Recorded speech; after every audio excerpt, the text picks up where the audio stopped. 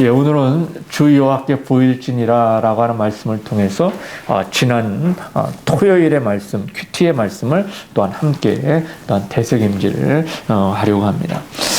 저와 여러분 예수 그리스도를 우리의 구세주로 인정하면서 믿고 고백을 합니다. 그분이 하신 모든 말씀들을 사실로 믿지요. 또한 우리를 이 땅으로 다시 데리러 오실 그런 메시아이심을 또한 다시 믿고 있습니다. 또한 예수님이 공생의 본격적인 사역을 시작하실 나이가 30살이고 돌아가실 나이가 33살이다. 이 사실 또한 알고 있습니다.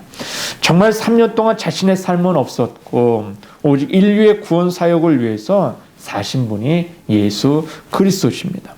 정말 예수님은 우리의 구원자이시며 그분의 부활과 재림을 우리는 믿습니다. 이 사실에 우리는 아멘할 수 있어야 되고요. 우리가 예수 그리스도를 믿음으로 말미암아 부활도 믿고 다시 우리를 이 땅 가운데 데리러 오실 재림의 사실을 믿고 있는 거죠. 여러분, 하지만 인간적으로 의문이 드는 것이 하나가 있어요. 그것은 예수님이 30살 이전에 과연 무엇을 했겠는가? 이것에 대한 기록이 없다는 거죠. 석가모니도 출가 이전에 대한 기록이 있습니다. 공자의 기록도 있습니다. 그런데 예수님의 유아 시절에 대한 기록이 없습니다. 과연 그를 믿을 수 있겠는가 하는 의문도 제기하는 분들도 있습니다. 그런데 이것을 반대로 한번 생각해 보실 수 있길 바라요. 예수의 아버지의 직업이 무엇인가? 목수이죠. 목수는 지금처럼 목공소를 차려놓고 사람을 기다리는 사람이 아닙니다. 건축주가 찾아와 집을 지으려고 하니까 집 짓는 일을 맡기는 건설업자가 절대 아니었습니다. 예수님 당대의 목수는 일이 없습니다. 그러니 가방에 못과 망치와 톱을 들고 마을과 마을을 돌아다닙니다. 부유한 집에 일거리가 있다면 며칠은 일거리 걱정하지 않아도 되어지지만 일이 없다면 몇 날이고 며칠이고 그저 돌아다니면서 일을 구걸하는 직업이 바로 목수의 일이었습니다. 그러니 예수님이 학업도 짧을 수밖에 없었겠죠. 사람들의 관심도 그렇고 그랬을 것입니다. 그런 자의 기록이 과연 존재했겠는가? 그렇지 않죠. 그저 나사렛이라는 동네 호적하러 간 것이 기록이라면 전부일 겁니다. 그렇다면 예수님이 30세 이전에 기록이 없는 것은 어찌 보면 당연한 거죠. 30세의 공생애를 시작할 때 사회적으로 엄청난 센세이션을 일으켰기에 참으로 많은 사람들이 마치 일기처럼 공식적인 기록이 시작되어진 것이 30세라 이렇게 이야기를 하죠. 그렇지 않습니까? 죽은 자도 살리시고 물을 가지고 포도주로 변하게 하셨고 40일을 굶고도 아무렇지 않게 사역하는 모습이 사회적으로는 큰 이슈였습니다. 이야기거리가 되니 아무도 예수의 존재를 부인할 수가 없는 거죠. 그러니 30살 이후의 공생에 대한 기록은 너도 나도 다 기록하기를 시작을 합니다. 그런 예수님의 유아기 기록이 성경에 딱 한 번 등장을 합니다. 누가복음 2장에 보면 예수님의 12살 당시의 기록이 등장을 해요. 41절 42절에 보면 그의 부모가 해마다 유월절이 되면 예루살렘으로 가더니 예수께서 12살 되었을 때 그들이 이 절기의 갈래를 따라 올라갔더라. 이렇게 이야기를 해요. 성전이 있는 예루살렘에 올라갔다. 그것도 12살 때. 그것도 절기에 따라갔다. 이렇게 이야기를 하고 있어요. 유대 역사의 기록에 의하면 그 당대 절기 때는 예루살렘에 25만 명의 사람들이 모였다는 거예요. 그 조그만 도시에 25만 명이 모여 살았다는 거죠. 이스라엘 백성들은 성령식을 치는 모든 남자는 다 예루살렘으로 모입니다. 얼마나 정신이 없었겠습니까? 그런 곳에서 유월절의 절기를 치르고 집에 오는 길에 아들이 없는 것을 발견한 어머니 마리아가 다시 예루살렘으로 거슬러 올라가면서 예수의 소식을 수소문하는 이야기가 성경에 등장을 하죠. 다행히 성전에서 선생들과 이야기를 나누는 예수를 발견하고 안도하는 장면이 존재할 뿐입니다. 우리가 찾고 있는 예수의 이야기가 어찌 보면 미아 이야기 이것에 대한 전부일지도 모르겠습니다. 사랑하는 성도 여러분, 예수님이 미아가 될 뻔한 이야기의 배경이 무엇이든가 절기였다는 거예요. 오늘 본문에 보면 17절에 보면 내 모든 남자는 매년 3번씩 주 여호와께 보일지니라 이렇게 말씀하신다는 거죠. 3번은 3개의 절기를 이야기를 합니다.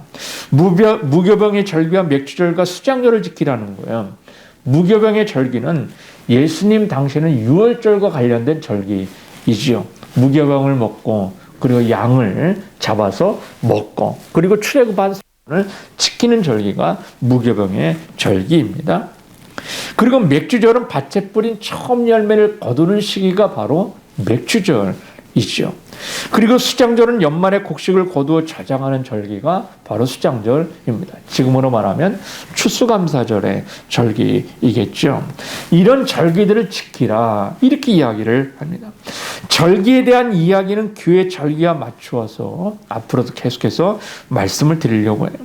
14절과 17절의 내용을 보면 여러분 이해가 되세요? 절기가 무엇인가? 무교절을 제외한 다른 2절기는 무엇인가 하면 바쁜 절기라는 거예요. 손이 모자랄 정도로 바쁜 절기라는 거죠.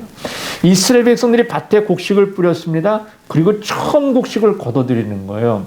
그러니 얼마나 바쁘겠어요. 그리고 수장절은 그동안 농사지었던 모든 것들을 다 거둬들이는 거예요. 이제 겨울을 준비하는 거죠. 창고를 짓고 그리고 거기에 곡식을 차곡차곡 쌓는 절기가 바로 수장절이라는 거예요. 그러니 여러분 얼마나 일손이 바쁘겠어요. 사랑하는 성도 여러분, 지금 이 시대를 살아가는 현대인들을 표현하면 무슨 여러분 생각이 되어주세요. 얼마 전에 뉴스를 보니까 농촌에 일할 손이 모자라서 외국인 노동자를 쓰는데 외국인 노동자들조차도 하루 일당이 10만 원으로부터 시작이 된답니다. 그런데 사람이 못 쓸 정도라는 거예요. 한마디로 일손이 부족하다는 거예요. 특별히 출소할 시기이니까 더더욱 일손이 부족한 것이 농촌의 모습이겠죠. 하지만 하나님은 이 바쁜 시기에 그 어느 때보다도 가장 힘들고 어려운 바쁜 시기에 절기를 지켜라 이렇게 이야기를 해요. 바쁜데 말이죠. 바쁜데 절기를 지켜라 이렇게 이야기를 해요. 사랑하는 성도 여러분, 현대인들은 바쁨이라고 하는 단어 아마 이것이 입에 박혀 있을 겁니다. 심지어는 초등학생이 놀 시간이 없어서 탄원하는 일도 있었다는 거예요. 학교 다녀와서 3개와 4개의 학원을 다니다 보면 저녁 9시가 훌떡 넘어간답니다. 그리고 집에 와서 숙제를 합니다. 친구들과 놀 시간도 없죠. 때에 따른 잠잘 시간도 없습니다. 그러니 부모에게 또는 강권소에게 너무 바쁘다 이렇게 탄원을 했다는 거예요. 현대인들도 바쁘지요. 심지어는 오라는 데는 없어도 갈 데는 많다고 이야기하는 시대가 바로 지금이에요. 여러분은 어떻습니까? 하루에 차 한 잔의 여유가 있습니까? 심지어는 사랑하는 아내와 남편과 자녀들과 다가를 나누며 이야기할 수 있는 시간이 있으십니까? 아니면 아침에 눈을 뜨자마자 일터를 향합니다. 학교를 향합니다. 그리고 해지고 퇴근하자마자 피곤한 육체로 잠이 들고 매일 일상의 삶이 다람쥐 쳇바퀴 돌듯이 바쁜 일상의 삶을 살아가지를 않던가요? 여러분 너무 숨가쁘게 돌아가는 일상 때문에 많은 생각을 해야 되고 오히려 시간을 쫓기면서 복잡하게 살다 보니까 오히려 더 피곤해지는 일들이 있지 않던가요?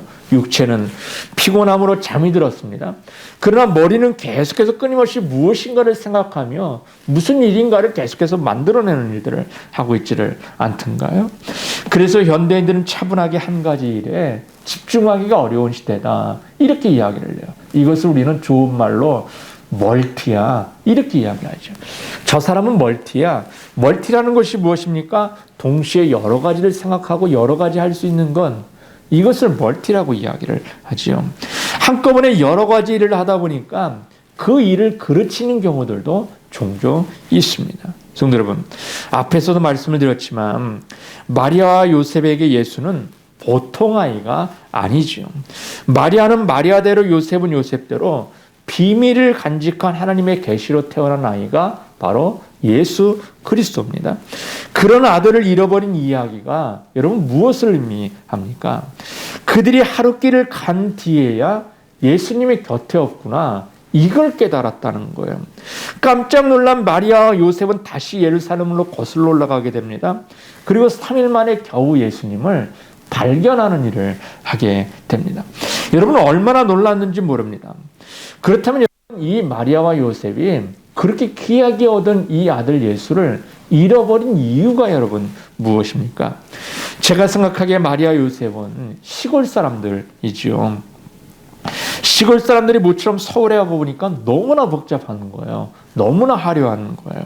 사람들도 많고 물건도 많고 구경거리가 많습니다. 너무나 복잡한 거죠. 정신이 없죠. 그리고 이 사람들 저 사람들 만나서 이런저런 이야기하고 또한 그런 모습들을 통해서 너무나 바쁜 거예요. 그러니 너무나 바쁜 그 일정을 마치고 돌아가는 여정도 이런저런 사람들과 이야기하다 보니 너무나 바쁜 거예요. 정신이 없는 거예요. 그러니 아들이 없어지는 것조차도 그들은 인지하지를 못합니다. 그렇게 몇 날을 보내다가 사람들과 올려 내려가는데 가면서 그들의 이야기꽃을 피웠을 거예요. 자연히 서울에서 보았던 이야기, 서울에서 지냈던 예배에 대한 이야기, 이런 이야기를 했겠죠.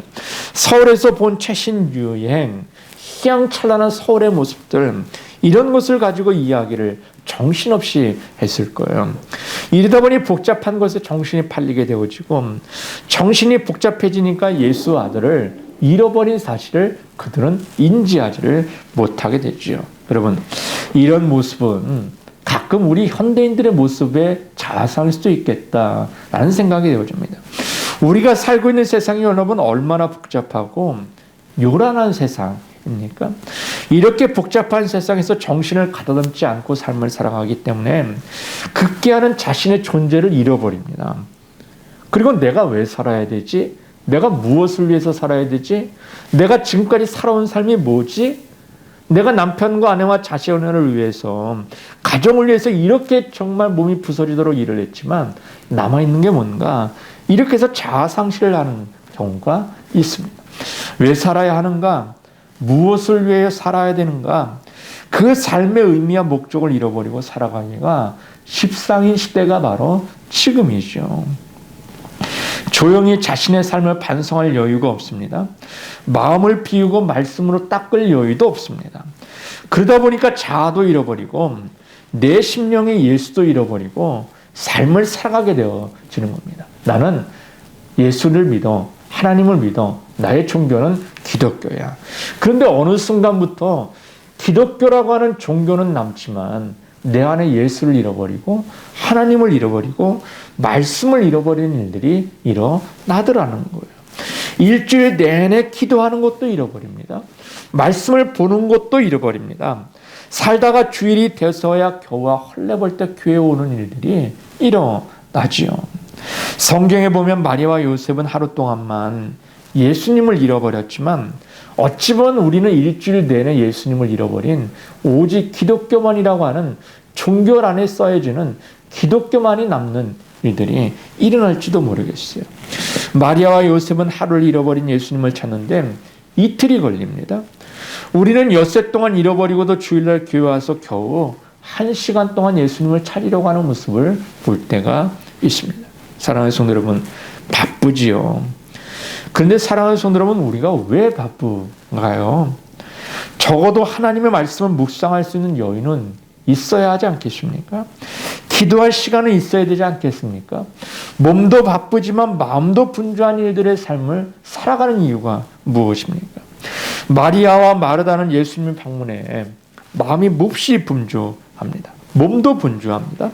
많은 사람들은 대접을 해야 되고 예수님에게 극진한 대접을 해야 되기 때문에 아침부터 마르다와 마리아는 무진장 바빴을 거예요.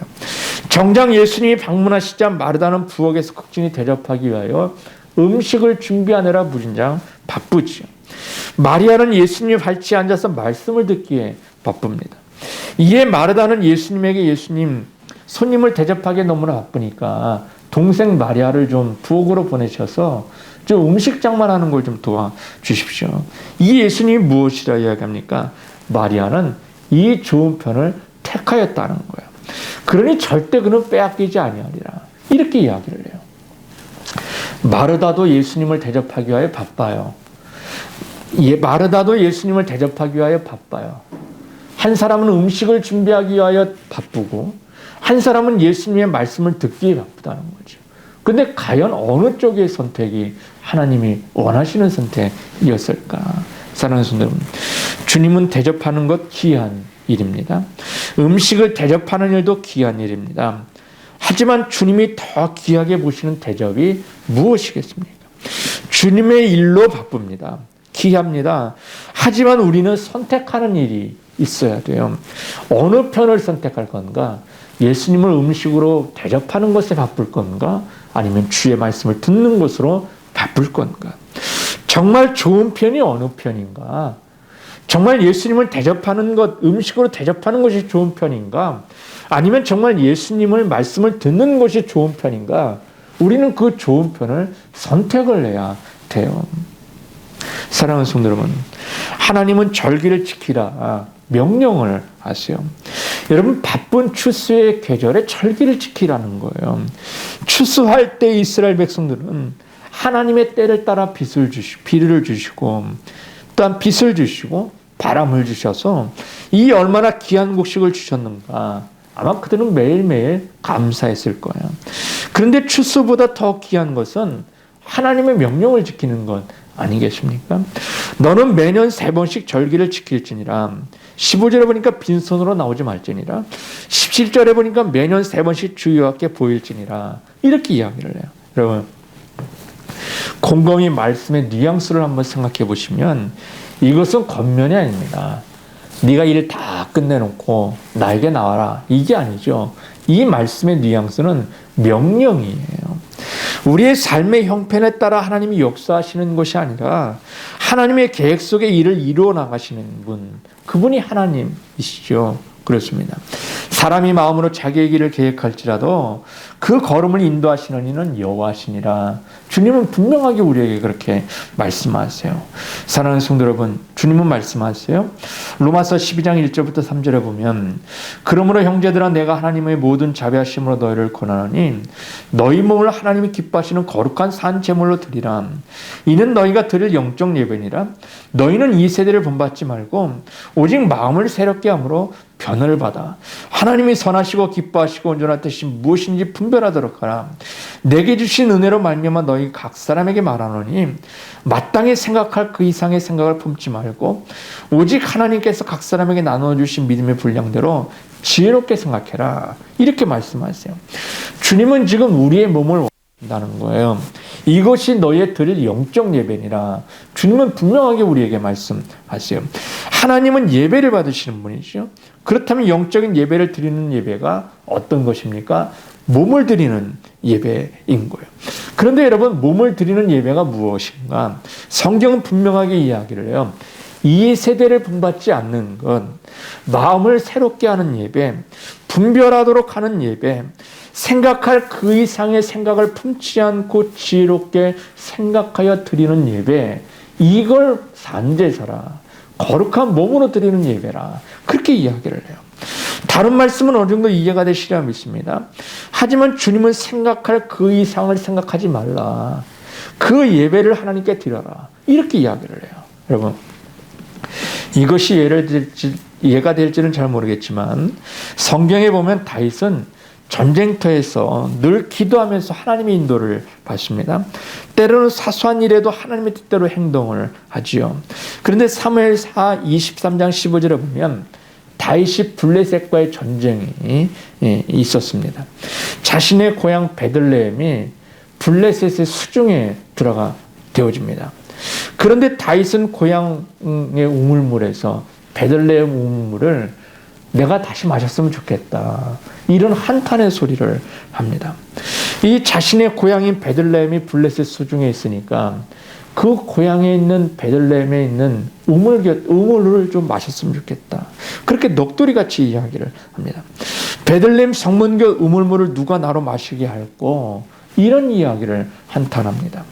그런데 거기에 정말 충성된 부하 세 사람이 그 말을 듣습니다. 아, 우리의 지도자의 우리의 왕이신 다윗이 우물의 물을 먹고 싶구나, 고향의 물을 먹고 싶구나.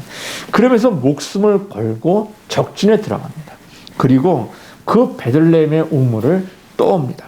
그리고 다윗에게 이 물을 갖다 줍니다. 얼마나 충성스러운 종입니까?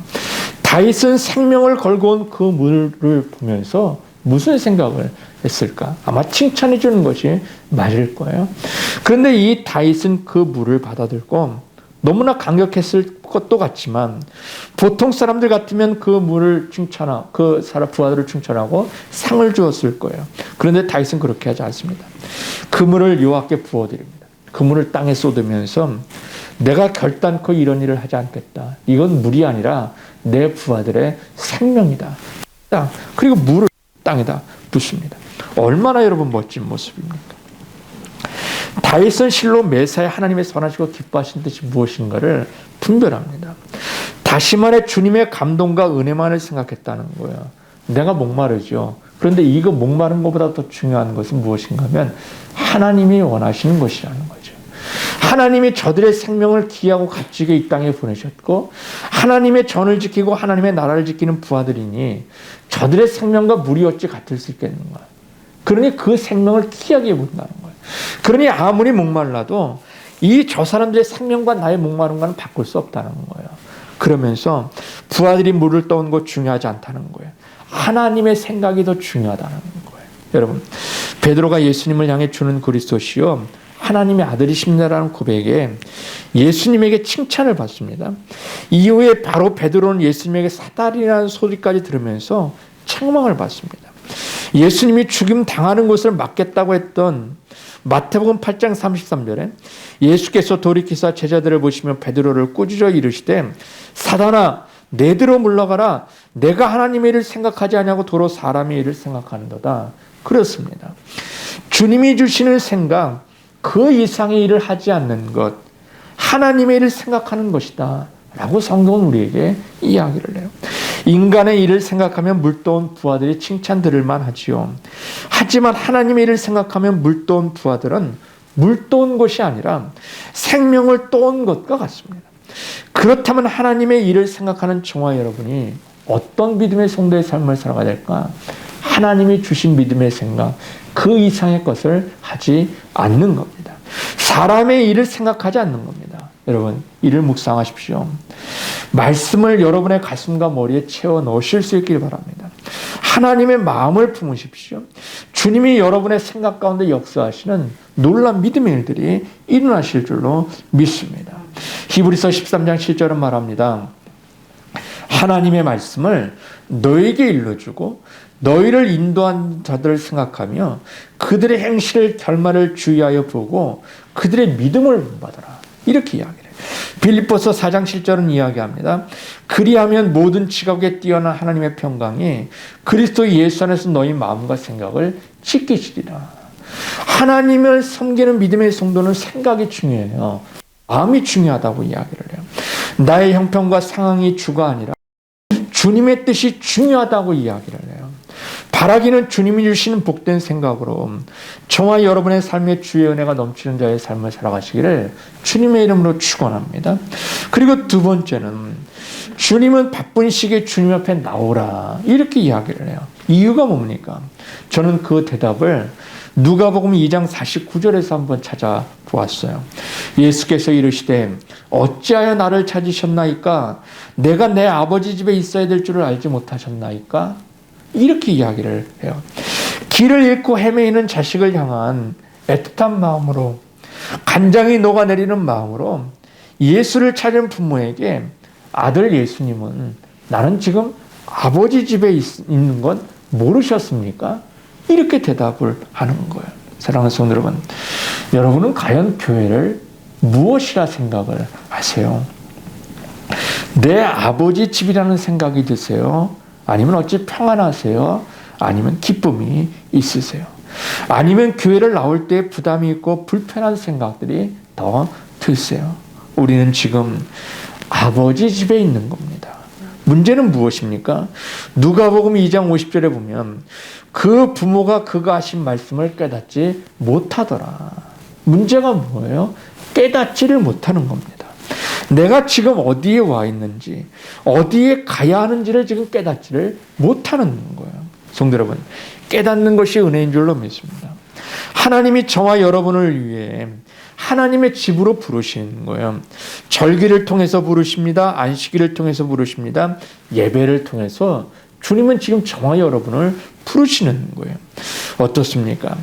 지금 코로나19라고 하는 팬데믹 현상을 통해서 현대교회는 예배를 제대로 드리지 못한 지가 벌써 1년 반이 지나고 있습니다.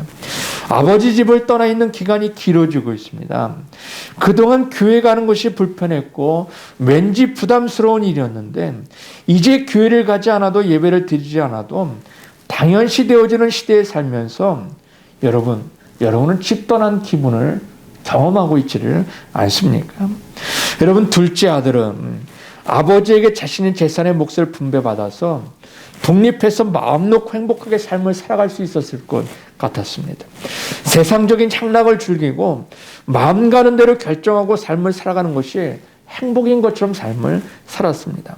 하지만 그는 세상적인 것에 젖어들수록 공허해지는 일들을 경험합니다. 산의 진미가 오히려 모래알같이 씹는 기분이었고 오히려 세상을 향하여 갈수록 집을 향하여 되돌아보는 일들이 일어나기를 시작을 합니다. 결국에 그는 집으로 돌아갑니다. 아버지 집에서 품꾼의 하나로 여겨달라. 그렇게 여기면서 아버지 집으로 돌아갑니다. 단지 아버지 집에만 머물러 있게 해달라. 종으로 여겨주셔도 좋습니다. 아버지 집에만 있게 해주십시오. 그렇게 이야기를 합니다. 그랬습니다. 아버지 집에만 있게 해주십시오. 그 아들은 그렇게 요구를 해요. 여러분, 아버지 집을 떠나니 평안이 없습니다. 기쁨이 있을 줄 알았습니다. 간섭에서 벗어나면 자유로울 줄 알았습니다. 어떻습니까? 세상의 경쟁에 뒤처지지 않기 위하여 매일의 밤을 걱정과 근심으로 지새우지를 않으셨습니까? 오늘도 무사히 보냈습니다. 그런데 내일의 불안으로 근심의 밤을 지새우지를 않습니까? 남들과 비교하면서 좀 더 나아야지. 그래야 하나님께 더 많은 것으로 영광을 돌려야지. 이런 자신의 야망 속에 하나님의 영광이라는 것을 포장하며 삶을 살아가고 있지를 않습니까? 신앙인의 삶이 더해질수록 삶의 무게가 더해지지를 않던가요? 사랑하는 성도 여러분, 주님은 말씀하세요. 수고하고 묵은 짐 다 내게로 오라. 내가 너희를 쉬게 하리라. 너희는 마음에 근심하지 말라. 하나님을 믿으니 또 나를 믿으라. 내 아버지 집에 구할 곳이 많도다. 한마디로 경쟁이 없다는 거죠. 근심과 걱정이 없다는 거죠. 쉼이 있다는 거죠. 이것이 바로 우리가 믿고 있는 하나님 아버지에 대한 집임을 기억하며 나가시기를 주님의 이름으로 축원합니다. 주님은 이스라엘 백성들에게 명령하셨듯이 우리에게도 지금 명령하고 계세요.